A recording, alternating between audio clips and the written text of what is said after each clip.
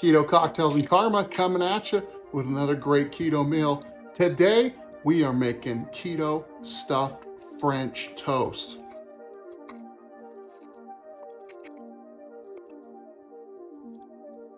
Oh my God, so good.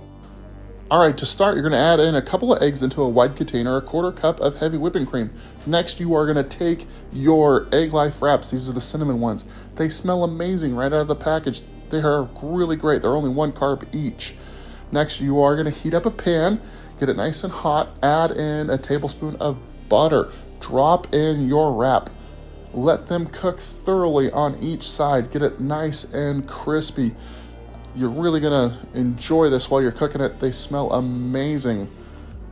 Next, you are going to get your fruit of choice. These are hybrid strawberries. That's why they're not really red. These are pineapple flavored ones. Next, you are gonna put your cream cheese on, add in your fruit and whipped cream. Next, I'm gonna do one with blueberries. Finally, you are gonna drizzle with some caramel sauce, or if you have some maple syrup, even better. Check these out. These are amazing. Great dessert, great breakfast. Keeping it keto.